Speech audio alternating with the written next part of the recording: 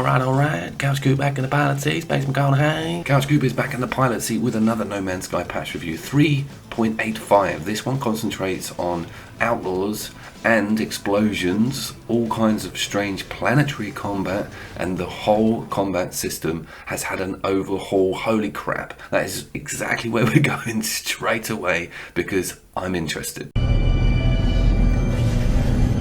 Just before we get into the swing of this is my 14th No Man's Sky video. I bought this game 6 years ago on its day of launch, so have a look at some of my older videos and recent patch reviews, because if you've got a PlayStation 5, this game is totally pucker now.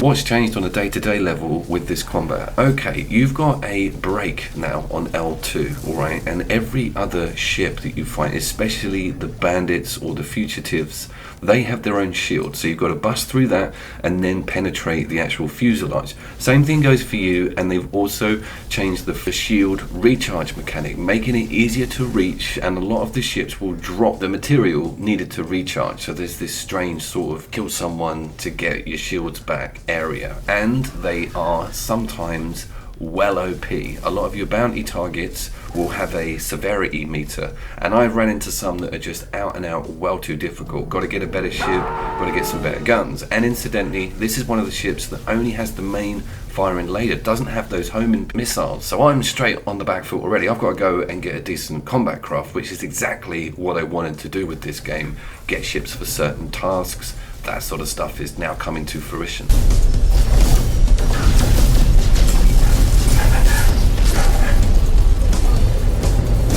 So they've improved those explosions as well. The whole thing just looks a little bit more detailed. It was very cut and pasty before, and there's different types of explosions. I'm going to show you in a second what happens on the planetary surface when these pirates attack bases, and there are full-on pirate bases.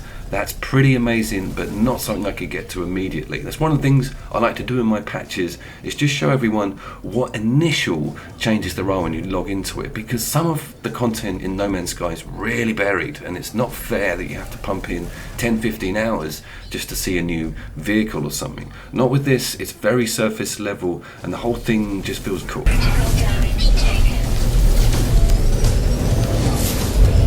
There's also a lock-on now, which I don't get on with. It actually makes you focus on a target, which you can cycle with through the directional buttons. It feels kind of a little bit forced. I don't like my way of direction jerked around without my control, especially in a space combat game. And I also like being inside the cockpit. External is quite difficult to get that aim going. This is me hightailing it out of a fight. I've bitten off way too much than I can chew, and I can't actually tell you what the adversary was because I've got an alert in the corner to recharge my shields. But he was, I think, significant was the tag against that bounty, and he just ripped me. And I'm like, right, let's just peg it out of here. And I'm trying to work out what the rubber banding is on how they chase you. You just have to just burn off.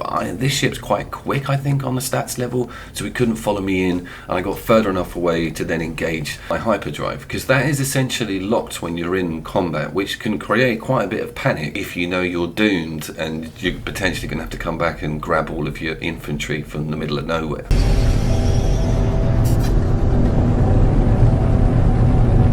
Incidentally, I am running this on the frame rate option. Haven't seen any major jumps in visual performance, but we did have a big cleanup on that a couple of patches ago, and I'm kind of satisfied with how quickly things load in and the minimalization of that awful popping we saw in the early years of the launch. The game is just one of the prettiest on the systems at the moment.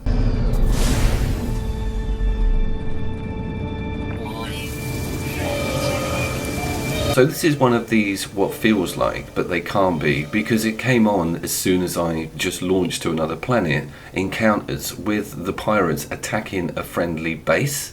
So you've got to get back in your ship, get airborne, and then protect it, a little bit like what happens with the freighters, and you'll probably get some good credit with whatever race is occupying that building. I never managed to get this done because the pirates, they kind of cleared off once I was attacking them, but from what I did get to see and feel, it's really cool having the surface of the planets now be an integral part of combat. That was something that just didn't exist. They were just two different planes of existence, a planet or space, neither the two mixed. Now that's all changed.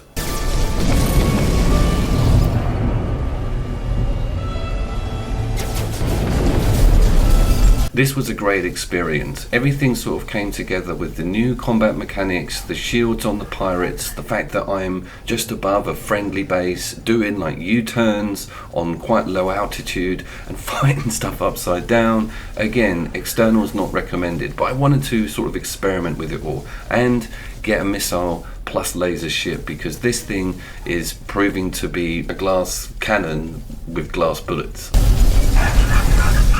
So on a separate landing on an undiscovered planet, I went over to a random base and had a look inside. Normally there's like rudimentary loot, you might even find someone that you could get as a staff member, but there's the classic No Man's Sky clip out. Now that's weird, because in 6 years, Sean Murray, but I haven't really had that much problem, especially with NPCs clipping in and out. That's the first time I've seen that, and it was proper weird. I could still interact with them as well, which made it even weirder, but let's hope that's not going to happen going forward, that things haven't moved around a bit when they started improving this game with that latest 3.85. Comments please if you've had any of this happen to you.